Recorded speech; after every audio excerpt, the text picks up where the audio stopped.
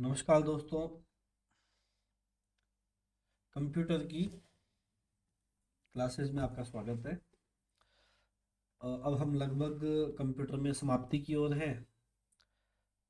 तो basic introduction, hardware, software, input output devices, और उसके बाद में हम एमएस ऑफिस पढ़ रहे थे जिसमें हमने माइक्रोसॉफ्ट वर्ड और एक्सेल हमने ख़त्म कर दिया था।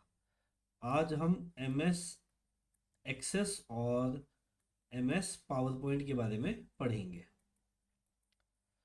तो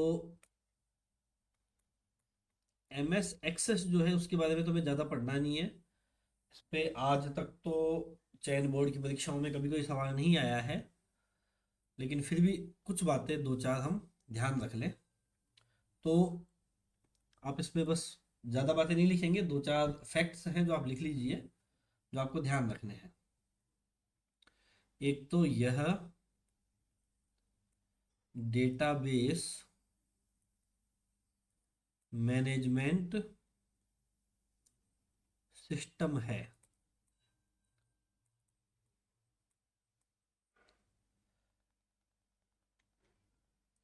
ठीक है। अब डेटाबेस क्या होता है? तो डेटाबेस के बारे में आप लिखिए, यह डेटा का कलेक्शन है। देखो, खूब तरह का डेटा होता है। मान लीजिए कहीं पर कोई दुकान है, वहाँ पे सामान सेल हो रहा है, खरीदा जा रहा है, परचेजिंग हो रही है, उसकी बिलिंग हो रही है, ये एक डेटा हो गया। किसी तरह का कोई सर्वे होता है, उसमें खूब तरह का अलग अलग डेटा आता है। या फिर हम कोई वेबसाइट बनाते हैं, तो वेबसाइट पे भी खूब सारा डेटा अपलोड होता है, डाउनलोड होता है। तो जितना भी तरह का डेटा है उसको मैनेजमेंट करने के लिए एमएस एक्सेस का प्रयोग किया जाता है। तो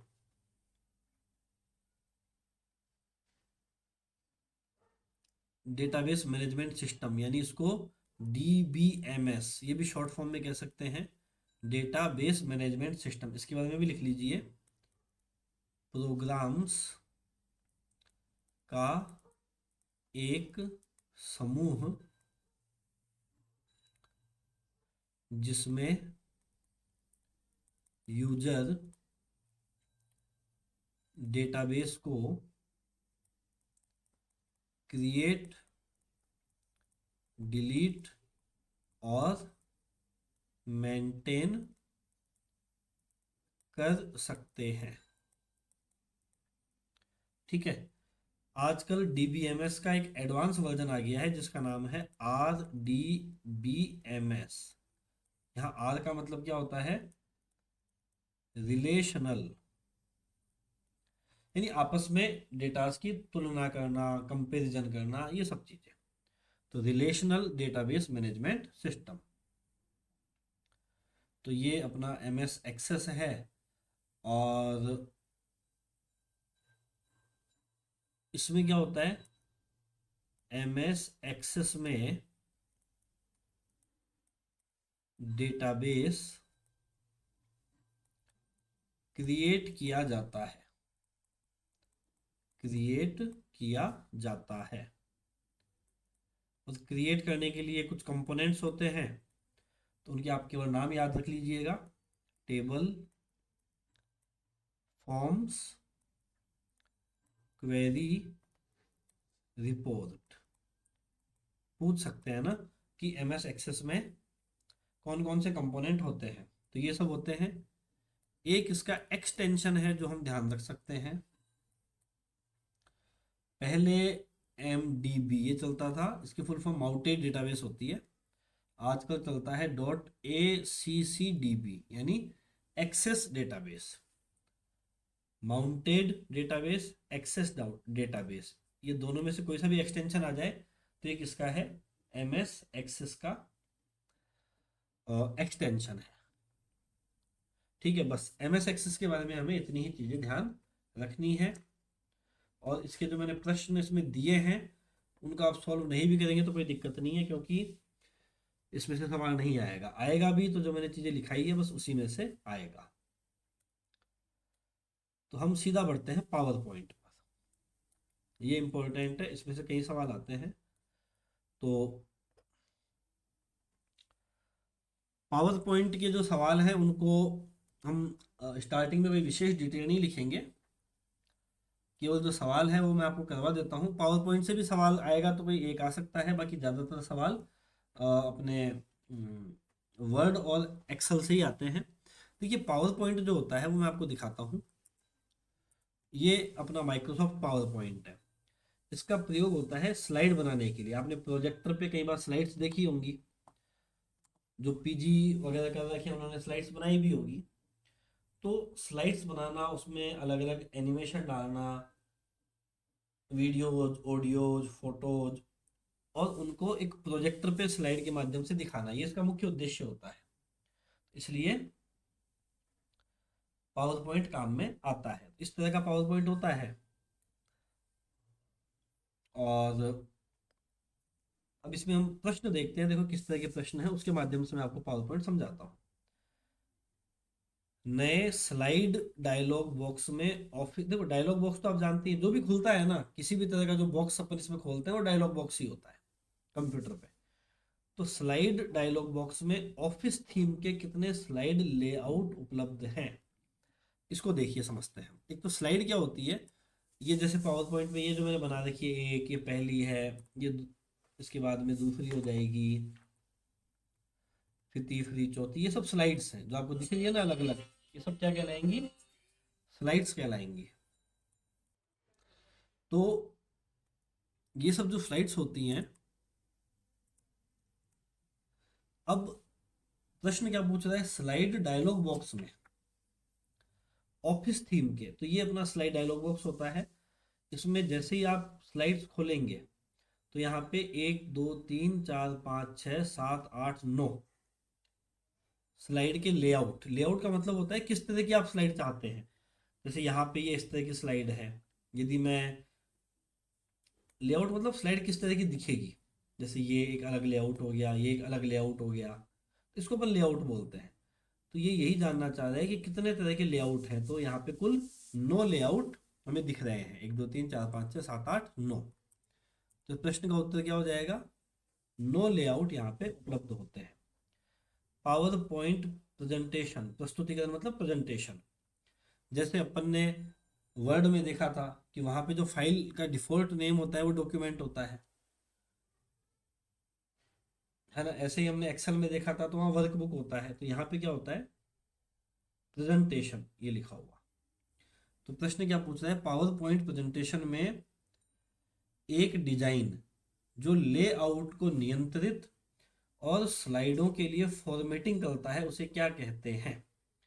तो यहाँ पे आप देखेंगे तो देखिए, जब भी हम स्लाइड चलाते हैं तो कई सारे टेम्पलेट्स होते हैं पहले से मौजूद। टेम्पलेट्स का मतलब क्या होता है कि स्लाइड किस तरह की दिखेगी उसका एक पहले से प्री डिफाइंड परफॉर्मा होता है। यदि आप किसी एक टेम्पलेट को यूज करेंगे, जैसे मैंने यहाँ पे जो स्लाइड डाल रखी है एक विशेष टेम्पलेट की है, तो आप इस टेम्पलेट को यूज करेंगे तो सभी स्लाइडें उस टेम्पलेट के अकॉर्डिंग होगी। तो इसका उत्तर क्या हो जाएगा, बी, कि टेम्पलेट्स है जो किस तरह का लेआउट होगा, स्लाइडों की फॉर्मेटिंग कैसी होगी उसको बताएगा। तो इसका उत्तर क्या होगा, टेम्पलेट्स। एक प्रस्तुति के दौरान एक स्लाइड से दूसरी स्लाइड के परिवर्तन में आने वाले स्पेशल इफेक्ट को क्या कहते हैं। इसका मतलब क्या होता है कि जैसे ये मान लीजिए मैंने पावर पॉइंट प्रेजेंटेशन चलाया, अब मैं एक स्लाइड से दूसरी स्लाइड पे जा रहा हूँ, तो अभी तो नॉर्मल आ रही है, पर अपन चाहें कि नहीं ये चेंज हो जाए, इसके लिए क्या होता है कि हम्म,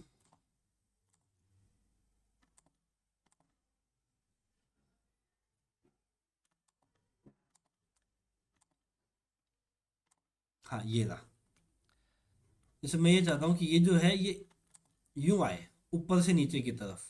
अब आप इसका स्लाइड शो देखेंगे ना, इसके बाद ये आई तो देखो ये ऊपर से नीचे की तरफ आई। तो एक स्लाइड से दूसरी स्लाइड पे जाएंगे तो वो किस तरीके से हमें आएगी, दिखाई देगी, ऊपर से नीचे, नीचे से ऊपर, साइड से। ये देखिए खूब सारे इसमें तरीके होते हैं। जैसे मैंने इस पे दबाया तो आपको पीछे दिख रहा होगा, जैसे मैंने ये दबाया तो स्लाइड अलग तरीके से आएगी, ये दबाया तो अलग तरीके से घूम के आएगी, यूँ।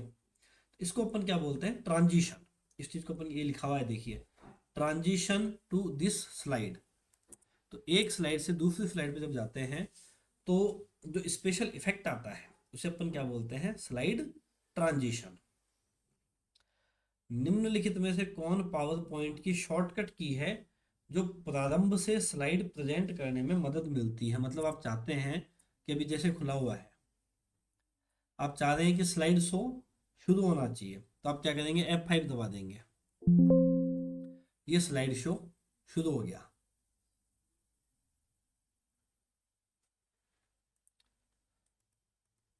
तो स्लाइड शो यदि हमें शुरू करना है तो हम क्या दबाएंगे, F5। ये इसकी शॉर्टकट की है, बस एक ही की हमें याद रखनी है। यदि हमें स्लाइड शो शुरू करना है तो F5 दबाते हैं, और यदि हमें यहाँ तो स्टार्टिंग से शुरू होगा, और यदि आप शिफ्ट के साथ में F5 दबाएंगे तो जिस स्लाइड पे भी आप हैं वहां से स्लाइड शो शुरू हो जाएगा। तो इसका उत्तर क्या होगा, F5। MS पावर पॉइंट में फ्लाई इन क्या है। फ्लाई इन का मतलब क्या होता है कि जो स्लाइड आ रही है वो किस तरीके से आएगी। जैसे यहाँ पे ये खूब सारे ट्रांजेक्शन है, जैसे इसका नाम क्या है, तो वाइप डाउन, इसका नाम क्या है,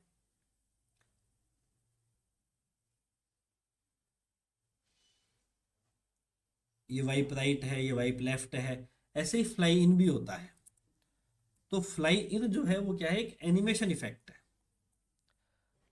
कि स्लाइड का एनिमेशन कैसा होगा, उसको अपन क्या बोलते हैं, फ्लाई इन। एक्सटेंशन कौन सा होता है पावर पॉइंट का, तो PPTX।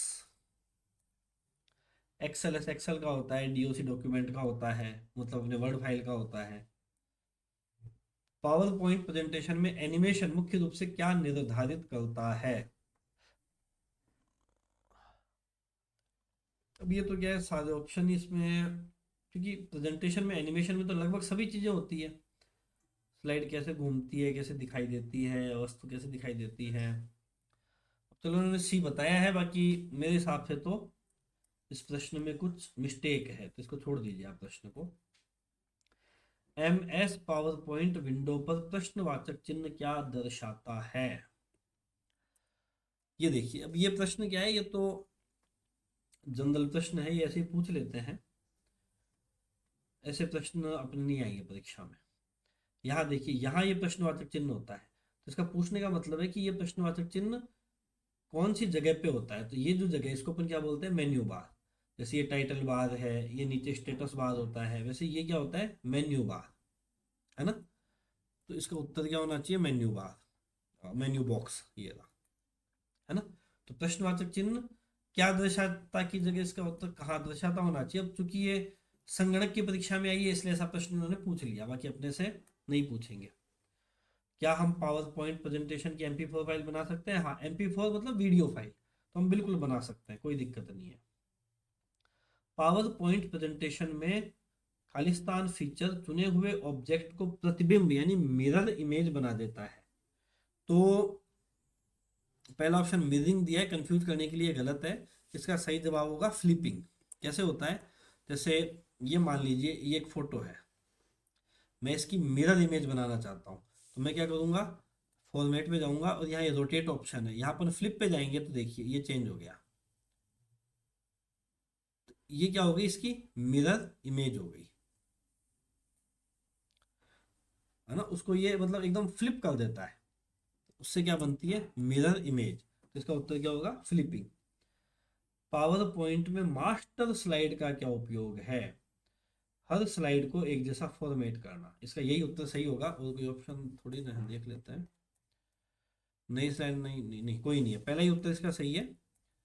हर स्लाइड को एक जैसा फॉर्मेट करना, मास्टर से ध्यान रख सकते हैं भाई, मास्टर है तो इसका मतलब सबको एक जैसा करेगा।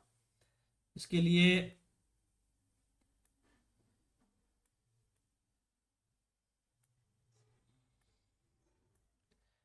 ये ऑप्शन शायद मास्टर स्लाइड वाला,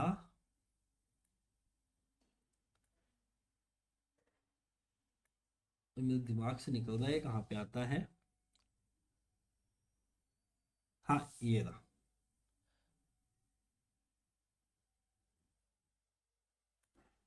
नहीं अभी इसमें नहीं दिखाई दे रहा है। चलिए मुझे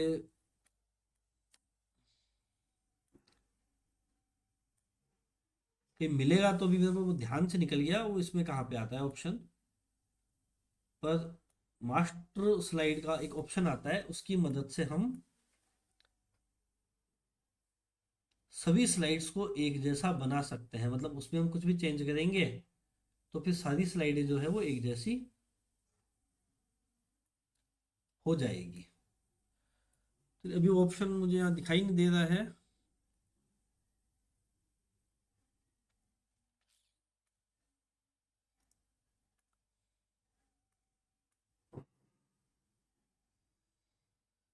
चलिए कोई नहीं, अभी मेरे को ध्यान में आएगा तो मैं आपको बताऊंगा बाद में। तो इसका उत्तर सही क्या होगा कि सभी स्लाइड्स को एक जैसा करना। कौन सा अनुभाग स्लाइड लेआउट में मौजूद नहीं है? Titles, charts, lists, animations. ये सवाल भी, क्योंकि देखिए स्लाइड लेआउट होता है ये रहा, ये अपना स्लाइड लेआउट है, पर इसके अंदर चार्ट वगैरह तो ऑप्शन ही नहीं आते हैं। तो मेरे हिसाब से ये सवाल भी जो है वो सही नहीं होना चाहिए, है ना। तो इस सवाल को भी एक बार आप छोड़ दीजिए। पावर पॉइंट में प्रेजेंटेशन बनाने के लिए पेज क्या कहलाता है? स्लाइड। क्योंकि पावर पॉइंट में क्या बनती है? स्लाइड है। शीट किस में बनती है? एक्सेल में। डॉक्यूमेंट किस में बनता है? वर्ड में। पावर पॉइंट में दो तरह के साउंड इफेक्ट फाइलें प्रेजेंटेशन में जोड़ी जा सकती है। अब ये तो क्या है, इसने कंफ्यूज करने के लिए सवाल दिया है। यहाँ पे इन्होंने क्या किया, बाकी ऑप्शंस जो दिए उनके एक्सटेंशन जो दे दिए वो साउंड फाइल्स से अलग दे दिए। जैसे GIF इमेज के लिए होता है, JPG इमेज के लिए होता है, JPG GIF इमेज के लिए होता है। तो इसका उत्तर क्या हो जाएगा? ए, .wav और .mid फाइल्स। इनमें से कौन सा पावर पॉइंट का व्यू विकल्प नहीं है? ये तो अपन व्यू में जाएंगे तो हमें दिख जाएगा भाई। यहाँ पे देखो, नॉर्मल है, स्लाइड सॉर्टर है, नोट्स मास्टर है, हैंड आउट मास्टर है, स्लाइड मास्टर है। तो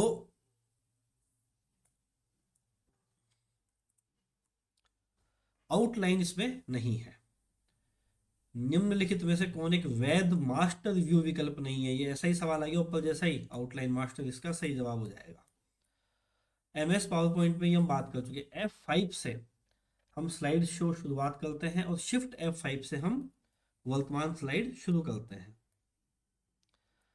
स्लाइड को पुनर्व्यवस्थित करने के लिए, तो अभी मैंने आपको दिखाया था ये स्लाइड सॉर्टर का, ये स्लाइड सॉर्टर होता है जो पुनर्व्यवस्थित स्लाइड्स को कर देता है। तो इसका उत्तर क्या हो जाएगा? ए।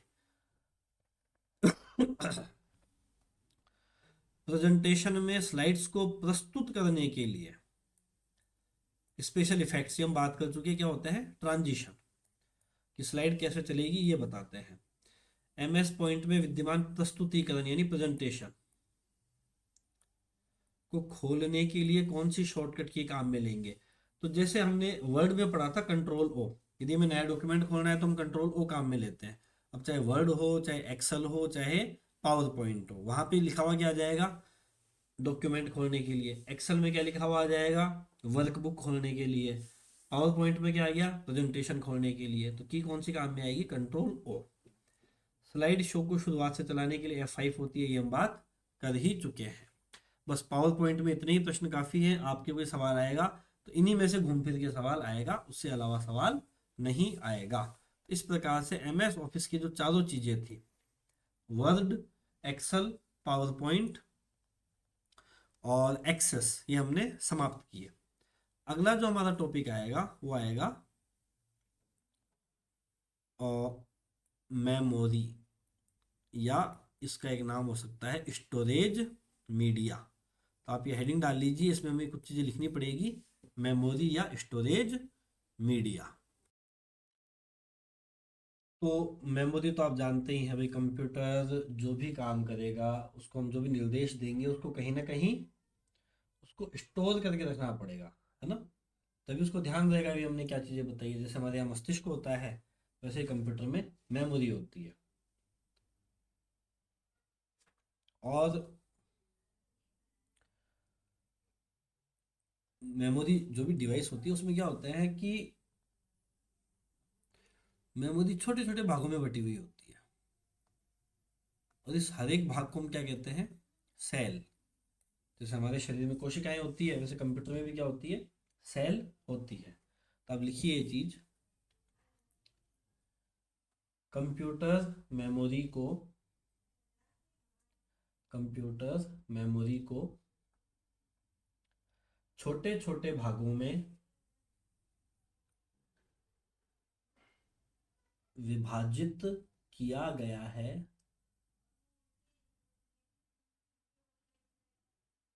जिन्हें सेल कहते हैं, CELL कहते हैं।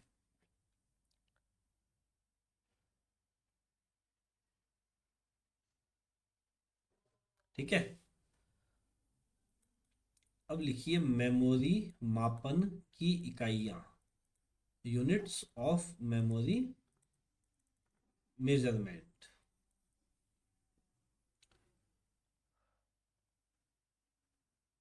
ये अपन पहले बात ही कर चुके हैं कि कंप्यूटर 0 और 1 बस ये समझता है, जिसको अपन बाइनरी लैंग्वेज बोलते हैं।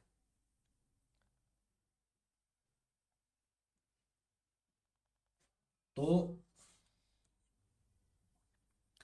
सबसे छोटी इकाई होती है बिट, और एक बिट में 0 1 ये आता है, तो इसको अपन क्या बोलेंगे, बिट, सबसे छोटी इकाई।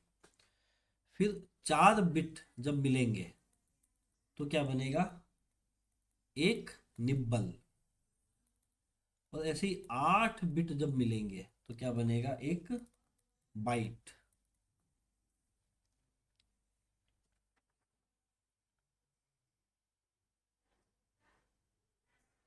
तो यहाँ हमें दो चीजें लिखनी है साइड में, कि मेमोरी मापन की सबसे छोटी इकाई क्या हो गई, बिट। और कंप्यूटर की मेमोरी में डेटा या सूचना या किसी भी एक अक्षर को, इसी को हम ब्रैकेट में लिख सकते हैं, डेटा स्टोरेज, को स्टोर करने की सबसे छोटी इकाई, ये क्या होगी, बाइट। यानी मेमोरी मापन की तो सबसे छोटी इकाई बिट है, लेकिन डेटा स्टोरेज की सबसे छोटी इकाई क्या है, बाइट है।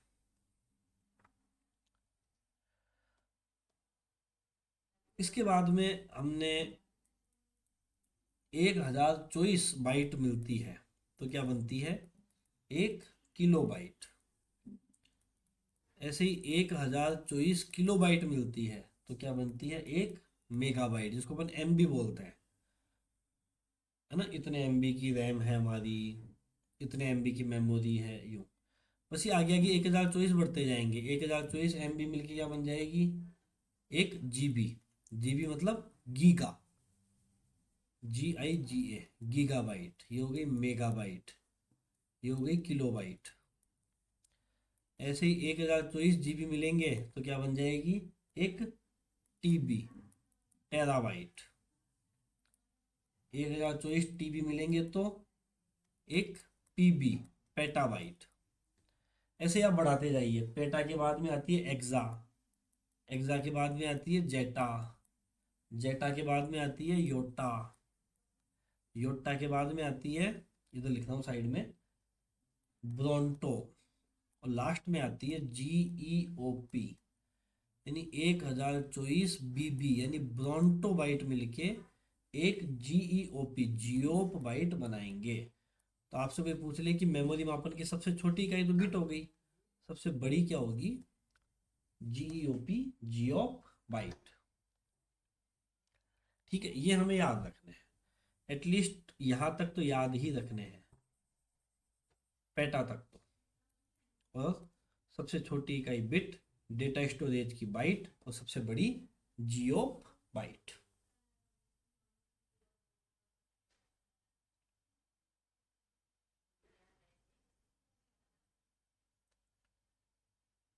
और यदि हम इन सबको बाइट्स के रूप में देखना चाहें तो किलो का मतलब हो गया 10⁻³ एक अप्रोक्सीमेट वैल्यू। मेगा होता है 10⁻6, गीगा हो गया 10⁻9, टीबी हो गया 10⁻12, है ना। ऐसे तीन तीन बढ़ाते जाइए, 10⁻15, 10⁻18, 10⁻21, 10⁻24, इस तरीके से। तो यदि बाइट्स में पूछे तो ये उत्तर हो जाएगा। और 1 गीगाबाइट में आपसे पूछ लिया कितनी बाइट होती है, तो आप क्या बोलेंगे, 10⁻9 बाइट्स होती है, या फिर 1024 MB होती है।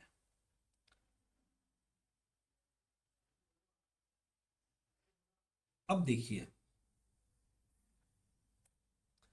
मेमोरी जो होती है वो मेनली चार तरह की होती है। एक होती है रजिस्टर, एक होती है कैश मेमोरी, एक होती है प्राइमरी मेमोरी, और एक होती है सेकेंडरी मेमोरी।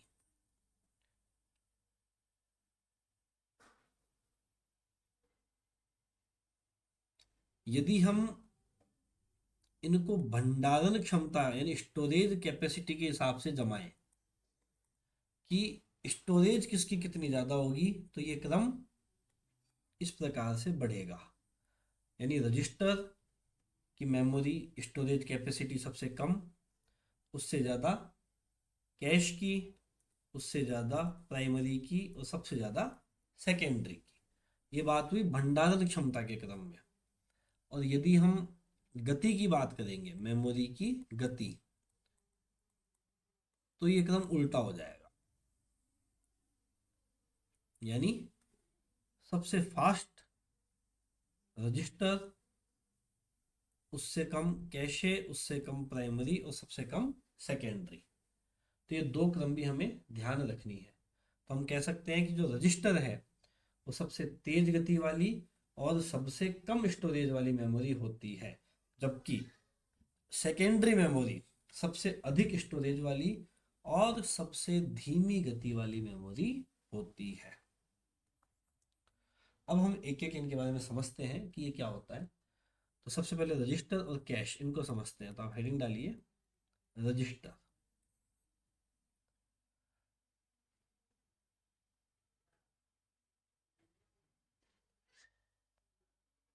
वैसे शायद मैंने जब कंप्यूटर का परिचय पढ़ाया था तो रजिस्टर के बारे में बताया होगा।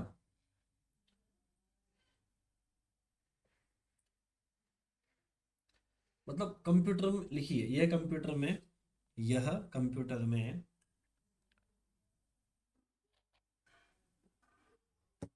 सबसे छोटी, यह कंप्यूटर में सबसे छोटी एवं सबसे तेज मेमोरी होती है। यह कंप्यूटर में सबसे छोटी एवं सबसे तेज मेमोरी होती है।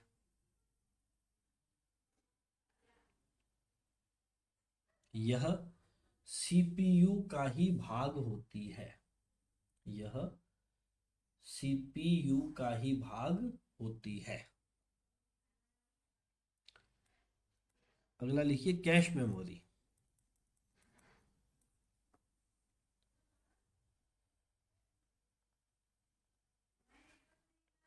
इसे सीपीयू मेमोरी भी कहते हैं। इसे सीपीयू मेमोरी भी कहते हैं। यह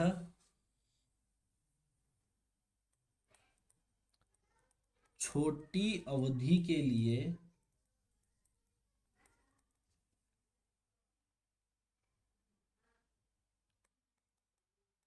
प्रोग्राम को स्टोर करती है। स्टोर करती है।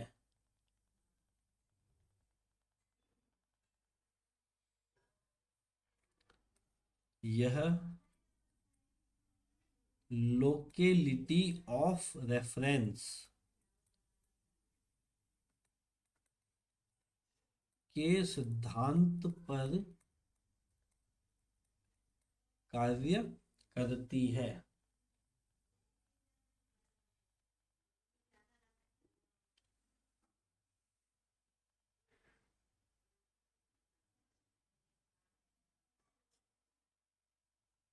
आगे लिखिए, पावर सप्लाई बंद होने के बाद, पावर सप्लाई बंद होने के बाद इसमें डेटा स्टोर नहीं रहता। पावर सप्लाई बंद होने के बाद इसमें डेटा स्टोर नहीं रहता, अतः यह अस्थायी मेमोरी है। अतः यह अस्थायी मेमोरी है।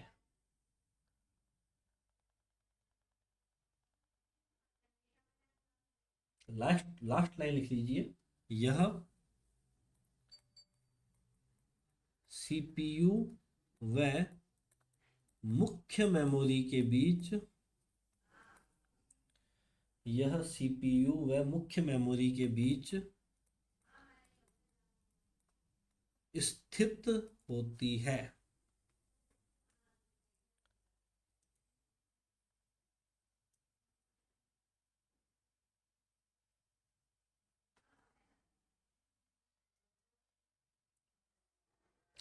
अब देखो ये होती क्या है कैश मेमोरी, ये आपने मोबाइल में भी कई बार देखी होगी।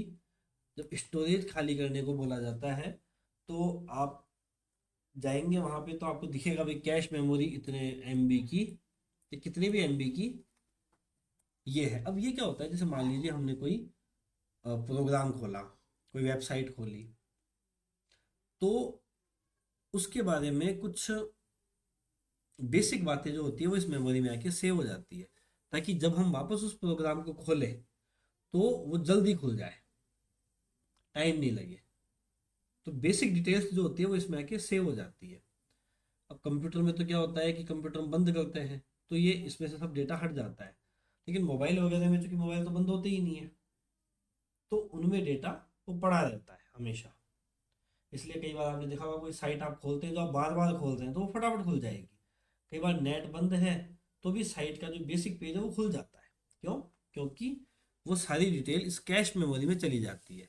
इसलिए जो लोकेलिटी ऑफ रेफरेंस है इसका मतलब यही है कि जो हमने काम किया है एक बार वो इसमें आके सेव हो जाएगा, ताकि दोबारा जब हम उसको खोलें तो जो डेटा ट्रैफिक है वो कम यूज हो। इसको अपन क्या बोलते हैं, कैश मेमोरी। और जैसे ही आप इसको इरेज कर देंगे तो इसमें जो भी एक तरह से डिटेल्स हैं वो मिट जाएगी, तो वापस से वही साइट वगैरह खोलने में थोड़ा टाइम लगने लग जाएगा। तो चलिए आज के लेक्चर में अभी तो हम इतना ही पढ़ेंगे। प्राइमरी सेकेंडरी जो है वो हम कल पढ़ेंगे, कल आपका कंप्यूटर खत्म हो जाएगा। प्राइमरी सेकेंडरी और एक चीज़ लास्ट अपनी जो बचेगी वो नेटवर्किंग बचेगी, तो कल हम इसको ख़त्म कर देंगे। चलिए शुभ रात्रि।